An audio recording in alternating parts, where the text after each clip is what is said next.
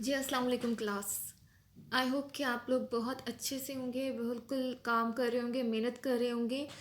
आज हम जो है चैप्टर नंबर 3 का एक प्रॉब्लम जो है मैं आपको बताती हूँ कि सॉल्व कैसे करना है आप लोगों ने। ठीक है, ये वाला जो है प्रॉब्लम आप लोगों को जो है आज की क्लास में जो समझा रही हूँ वो आप लोगों ने जो है बाकी प्रॉब्लम्स उसी तरीके से आप लोगों ने सॉल्व कर लेने हैं। फर्स्ट जो प्रॉब्लम जो है हम आज सॉल्विंग किस तरीके से करते हैं, उसमें बारी बारी कौन से स्टेप्स को हम फॉलो करते हैं आप लोगों को तो बहुत अच्छे से पता होगा, मगर इसको सॉल्व करने का मेथड, एक एक चीज़ को मतलब आप लोग किस तरीके से जर्नल जर्नल बनाएंगे, किस तरीके से लेजर आपको बनाना पड़ेगा। फिर उसके बाद आप लेजर के बाद जो है ट्रायल बैलेंस को आप एडजस्टेड ट्रायल बैलेंस को आप कैसे फॉलो करेंगे। और इसके अलावा आपके पास जो है एडजस्टेड ट्रायल बैलेंस के बाद आपके पास जो है बैलेंस शीट और इनकम स्टेटमेंट तक आज किस तरीके से बनाते हैं मैं आज आपको वो बताऊंगी। ठीक है, सो लेक्चर शुरू करते हैं। यहाँ पे आपके पास है प्रॉब्लम नंबर 3.11। ये आपके पास 11th एडिशन की बुक है। सो उसका ये वाला क्वेश्चन है। ये आप ये देखें कि इसको पहले अच्छी तरह रीड कर लें कि आपके पास एक जो है the operations of Hempstead Realty consist of obtaining listing of houses being offered for sale by owners, advertising these houses and showing them to prospective buyers. The company earns revenue in the form of commissions. The building and office equipment used in the business were acquired on January 1 of the current year and were immediately placed in use. Useful life of the building was estimated to be 30 years and that of the office equipment 5 years. सही। यहाँ पे आपको पहले से ही बता दिया हुआ है कि ऑफ जो आपकी बिल्डिंग की जो है वो एस्टिमेटेड लाइफ क्या है 30 ईयर्स और आपकी ऑफिस इक्विपमेंट की लाइफ क्या है 5 years. The company closes its account monthly. जो कंपनी है उसका मेथड ऑफ जो है वो क्लोजिंग अकाउंट क्या है, मंथली है। ठीक, on March 31 the current year the trial balance is as follow. जो करंट ईयर का जो ट्रायल बैलेंस है वो हमें गिवन होगा। यहाँ पे आप लोगों को कुछ चीज़ें याद रखनी है। जैसे यहाँ पे वो बता रहा है 30 ईयर्स जो है आपकी जो बिल्डिंग की एस्टिमेटेड लाइफ है। ठीक है, जो ऑफिस इक्विपमेंट की एस्टिमेटेड लाइफ है वो 5 ईयर्स है। ठीक है, जो कंपनी का जो क्लोजिंग अकाउंट का मेथड है वो आपके पास जो है मंथली है। सही, और कंपनी का नाम सबसे पहले जो आपके पास हेम्स्टर रियल्टी जो आपका नाम है वो आपको इम्पोर्टेंट होता है कि वो आपने ऊपर सबसे पहले टॉप पे लिखना होता है। इसका जो पूरा मेथड होता है इसके नंबर होते हैं। ओके, और इसके अलावा जो है आपके पास तो इसमें यही इम्पोर्टेंट है। ठीक है, इसके जो बिज़नेस का जो तरीका है वो कौन सा है, ये क्या ऑफ़र कर रहा है, सेल करता है, एडवर्टाइजिंग दीज हाउसेस। ठीक है, और जो एडवर्टाइज़ करता है हाउसेस को, उनको सेल आउट करता है। ठीक है, यहाँ पे आपके पास जो है ट्रायल बैलेंस आपके पास गिवन है। आप इसके जो है पूरे लिखने का मेथड चेक करेंगे कौन सा वाला है। सही, यहाँ पे आपके पास क्या है, शुरू में आपके पास जो है ना ये आपके पास दिए हुए एसेट्स, कहाँ तक आपके पास एसेट्स गिवन है, ये रे आपके एसेट्स अकाउंट्स पेबल से ऊपर ऊपर तक, यानी कि account cumulated depreciation office equipment तक। ठीक है, और फिर उसके बाद आपके पास कहाँ से हैं, आपके पास आपकी लाइबिलिटीज़, अकाउंट्स पेबल आपकी खाली लाइबिलिटीज़ है। लाइबिलिटीज़ प्लस ओनर्स इक्विटी में आपके पास आ जाता है अकाउंट्स पेबल, और फिर उसके बाद आपके पास आ जाता है, आपके पास कैपिटल आ जाता है, आपके पास ड्राइंग आ जाता है, और ये आपके पास बन जाता है आपका इनकम स्टेटमेंट की चीज़ें। Commission earn, advertising expense, automobile rental expense, ठीक है, सैलरीज एक्सपेंस, टेलीफोन एक्सपेंस। ये जब उन्होंने ट्रायल बैलेंस में भी लिखा होता है तो आपको एक चीज़ देखनी पड़ती है कि क्या ये आपके पास जो है पूरी आपकी जो है सीक्वेंस में लिखा हुआ है। अगर सीक्वेंस में नहीं लिखा हुआ तो आपको सीक्वेंस में लिखना पड़ता है शुरू में।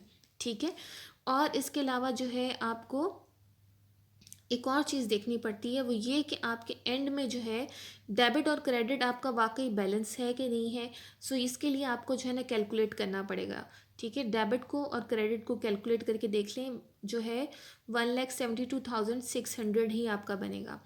ठीक, इसके बाद हम लोग इंस्ट्रक्शंस को पढ़ लेते हैं कि हमारे पास इंस्ट्रक्शंस कौन कौन सी गिवन है। सही, सो हमारे पास जो है for the trial balance and supplementary data given prepare the following as of March 31st 2001। A आपके पास क्या है, adjusting entries for depreciation during March of the building and of office equipment. ठीक है, आपने एडजस्टिंग एंट्रीज जो है वो करनी है जो आपकी मार्च में आपके पास बिल्डिंग और ऑफिस इक्विपमेंट की गिवन है। बी क्या कह रहा है आपके पास, बी कह रहा है adjusting entries to recognise as expense the cost of office supplies used in March at the end of March. The supplies on hand are estimated to have a cost of $500। Okay, ठीक है, यानी कि जो है उसके पास जो supplies हैं उसने कुछ खर्चा कर दिए हैं जिसके बाद उसकी 500 सिर्फ सप्लाईज़ रह गई हैं। सही है। एडजस्टेड ट्रायल बैलेंस जो है आपके पास जो है वो क्या है, सी तक आज हम जो है एडजस्टेड ट्रायल बैलेंस वो हमारे पास कह रहा है कि आप एडजस्टेड ट्रायल बैलेंस बनाएंगे। डी में वो आपके पास क्या कह रहा है, income statement and a statements of owners equity for the month of March and a balance sheet of March 31st in report form. ठीक है, सो आज मैं आपको इनकम स्टेटमेंट के बारे में बताऊंगी, ओनर्स इक्विटी और ये बैलेंस शीट जो है वो आपको इंशाल्लाह नेक्स्ट लेक्चर में बताऊंगी। Assume new additional investment by owner during March. ठीक है, उसके बाद क्लोजिंग एंट्रीज और आफ्टर क्लोजिंग ट्रायल बैलेंस जो है वो इंशाल्लाह आपके नेक्स्ट लेक्चर में होगा। फिलहाल आप इनकम स्टेटमेंट तक जो है वो कंसंट्रेट करें और इनकम स्टेटमेंट तक आज के लेक्चर में जो है आपने आज का काम यहाँ तक है आपका इनकम स्टेटमेंट तक। ओके, सो यहाँ पे बाकी जो ओनर्स इक्विटी वगैरह ये मैं इंशाल्लाह नेक्स्ट वीडियो में कवर करूँगी। सो हम लोग फर्स्ट में जो है वो एंट्रीज पास कर लेते हैं। ठीक है, जनरल की जब आप एंट्रीज पास करेंगे तो आपको क्या करना है, सबसे पहले जो है कंपनी का नाम ऊपर लिखना है, हेम्स्टर रियल्टी जनरल। ठीक है, आप उसका जनरल बना रहे हैं। सो आपके पास पहला कॉलम में आपके पास आ जाता है, पहले कॉलम में आपके पास आ जाती है डेट। ठीक है, डेट आ जाती है। फिर उसके बाद आपके पास सेकंड कॉलम में आ जाती है आपके पास एडजस्टिंग एंट्रीज आ जाती है। तीसरा कॉलम आपके पास डेबिट का होता है। चौथा कॉलम आपके पास क्रेडिट का होता है। ठीक है, सो ये आपके पास जो है शुरू में आपने ये चीज़ें लिखनी है, हेम्स्टर रियल्टी जनरल, ये काम आपने करना ही करना है, इसके नंबर होते हैं। ठीक है, और इसके अलावा फिर उसके बाद हमारे पास आ जाता है कि उसने हमसे कहा है कि आपने डेप्रिसिएशन जो है वह कैलकुलेट कर लेनी है during March of the building and of office equipment. So इसके लिए हमारे पास जो है शुरू में इस आपके पास जो गिवन है कि आपके पास जो बिल्डिंग है उसकी प्राइस भी आपके पास होगी और ऑफिस इक्विपमेंट की आपके पास ट्रायल बैलेंस में गिवन है। सही, सो यहाँ पे आपके पास बिल्डिंग की जो है वो गिवन है 90,000 और ऑफिस इक्विपमेंट की आपके पास है, बिल्डिंग है आपके पास 90,000 और ऑफिस है आपके पास 21,000। सो ये चीज़ें आपको याद रखनी है। ठीक है, सो यहाँ पे हमारे पास ये है, लाइफ आपने शुरू में देखी थी 30 आपके पास लाइफ थी आपकी ऑफिस बिल्डिंग की और आपकी और जो है डेप्रिसिएशन आपके पास जो ऑफिस इक्विपमेंट का था वो आपके पास लाइफ थी 5 ईयर्स की। ओके, सो यहाँ पे हमारे पास आ जाता है सबसे पहले आपके पास कि यहाँ पे आपने क्या कैलकुलेट करना है कि आपके पास जो है डेप्रिसिएशन जो आपके पास बिल्डिंग की है वो आपके पास है 90,000 को आप क्या करेंगे, डिवाइडेड बाय करेंगे 30, आप उसकी लाइफ से डिवाइडेड बाय करेंगे। सही है, सो मैंने यहाँ पे कैलकुलेट करके भी लिख दिया है। शुरू में आप उसको डिवाइडेड बाय 30 करेंगे, लेकिन आपने जो है शुरू में इसका पढ़ा था कि मंथली जो है ये मंथली अपनी एडजस्टिंग एंट्रीज करता है। तो आपने क्या करना है, मंथली के लिए आप इसको डिवाइडेड बाय 12 करते हो, जो भी आंसर आता है 1/12। सो सबसे पहले आप 90,000 को डिवाइडेड बाय 30 करेंगे। ठीक, सो आप 30 डिवाइडेड बाय करेंगे, फिर उसके बाद आप डिवाइडेड बाय 12 करेंगे तो आपके पास आंसर आ जाएगा 250। फाइन, सो ये आपके पास आंसर आ गया। सही, सो ये एक मंथ का डेप्रिसिएशन एक्सपेंस बिल्डिंग का क्या है 250। और अब आपको पता है आपके पास डेप्रिसिएशन एक्सपेंस क्या होता है, आपका डेबिट होता है। क्रेडिट में आप लोग क्या करोगे, आपके पास जाएगा एक्यूमुलेटेड डेप्रिसिएशन बिल्डिंग का। ठीक है, 250 से आप उसको क्रेडिट कर दोगे। फिर उसके बाद आपके पास आ जाता है ऑफिस इक्विपमेंट का। ऑफिस इक्विपमेंट की आपके पास जो प्राइस है वो आपको पता है 21,000 है। सही है, सो ये आपको मैं वैसे बता देती हूँ, लेकिन ये आप जो है ये खुद करोगे, मैंने आप लोगों के लिए रखी है कि मैंने आपको पहले बता दिया है। लाइफ कितनी है इसकी, शुरू में बताया था 5 ईयर्स, शुरू में ही उसने बता दिया था क्वेश्चन के स्टार्टिंग में। ठीक है, सो ये आपके पास आ जाता है 21,000 को आप करोगे, ठीक, डिवाइडेड बाय 5। तो आपके पास कितना आएगा, जो भी आंसर आएगा आपके उसके क्या करोगे, आप उसको करोगे जो भी आंसर आपके पास आएगा, ठीक है, इससे जो भी आंसर आपके पास आता है उसको आप डिवाइडेड बाय करोगे 12। तो आपके पास आंसर आ जाएगा ये ऑफिस इक्विपमेंट की डेप्रिसिएशन का, ठीक है, यानी कि 350। सो यहाँ पे आपके पास बन जाता है डेप्रिसिएशन एक्सपेंस ऑफिस इक्विपमेंट 350 और एक्यूमुलेटेड डेप्रिसिएशन ऑफिस इक्विपमेंट आपके पास क्रेडिट हो जाएगा, ठीक, 350 से। सो यहाँ पे आपके पास जनरल में हमेशा ऐसे होता है कि आपका डेबिट और क्रेडिट हर एंट्री का जो है वो बैलेंस्ड होता रहता है, ठीक है, एंड में आपके पास जो है वो बैलेंस ही होता है, सही। सो ये मैंने यहाँ पे कैलकुलेट करके भी लिख दिया है आपके ऑफिस इक्विपमेंट के लिए 350 आपका आंसर आ गया है। लेकिन आप मुझे ये मैंने आपको ऐसे बता भी दिया है कि कैसे कैलकुलेट करते हैं, लेकिन इसके बावजूद आप जो है ना फिर भी खुद कैलकुलेट करके देखेंगे। इसके अलावा जो हमारे पास जो है उसने हमारे पास नेक्स्ट एंट्री के लिए हमें उसने हिंट किया दिया था कि 500 की जो सप्लाईज हैं वो आपके पास जो है रह गई हैं, ठीक है। और हमारे पास जो है उसमें शुरू में उसने दिया हुआ है कि आपके पास ऑफिस सप्लाईज कितनी हैं। ऑफिस सप्लाईज आपके पास कितनी है, 850 हैं, ठीक है। और रह आपके पास कितनी गई है, 500 रह गई हैं। यहाँ पे वो कह रहे हैं 500 आपके पास ऑफिस सप्लाईज रह गई हैं, ठीक है। यहाँ पे देखिए वो आपको कहता है कि ऑफिस सप्लाईज आपके पास 500 जो on hand are estimated. Supplies on hand का मतलब होता है आपके पास कितनी रह गई, ठीक है। सो ये वाली चीज़ आपके पास आ जाती है। और यहाँ पे आपके पास क्या है, ऑन हैंड आपके अगर पास 500 है और 850 आपके पास स्टार्टिंग में थी, तो आप उन्हें सब्ट्रैक्ट करेंगे तो आपके पास क्या आंसर आएगा, 350 आ जाएगा। ऑफिस सप्लाईज एक्सपेंस आपके पास कितना आएगा, 350। ऑफिस सप्लाईज आपके पास क्रेडिट हो जाएगा 350 से, ओके। अब आपके पास जो है लेजर जो है आपके पास क्या है, लेजर आप लोग दो तरीके से बनाते हो। लेजर आप दो तरीके से बनाते हो, एक आपके पास बनाने का मेथड जो है वो ये है, ओके। एक मेथड जो है वो आपके पास ये है और दूसरा मेथड जो है वो आपके पास जो है वो ऐसे है, जो कि मैं ज़्यादा फॉलो करती हूँ, ये वाला मेथड, ठीक है। सो ये वाला मेथड जो है वो थोड़ा सा जो है इसमें गलती होने के चांसेस होते हैं। सो दैट्स वाई मैं इसको इतना ज़्यादा प्रेफर नहीं करती इसको बनाते हुए।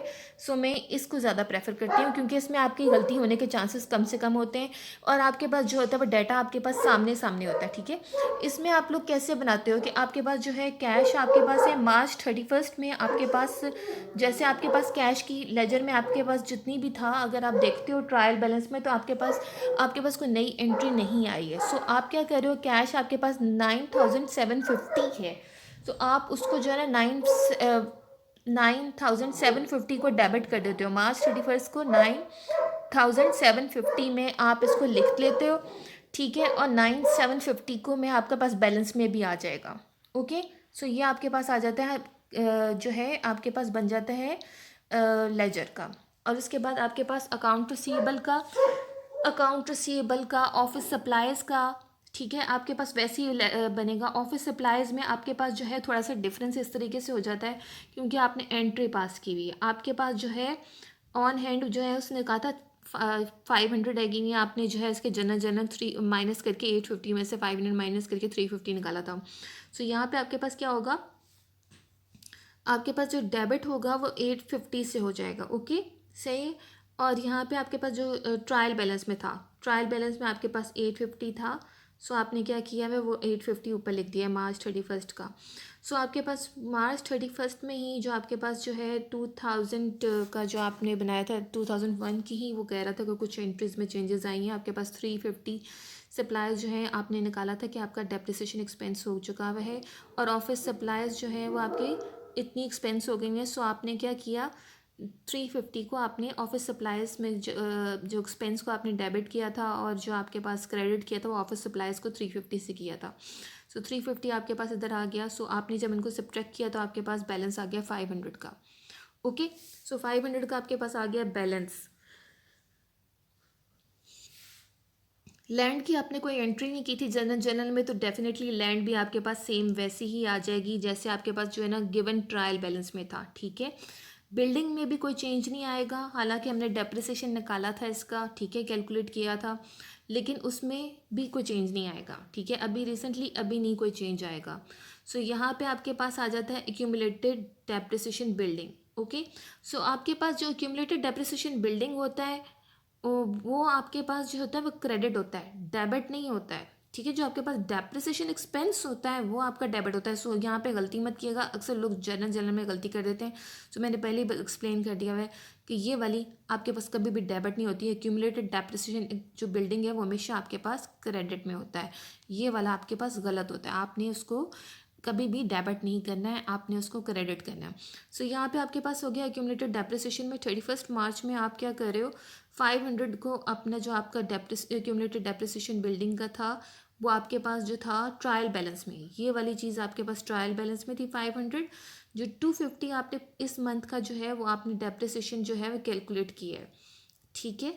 सो यहाँ पे आपके पास जो है 250 आपने कैलकुलेट किया, तो आपने उसको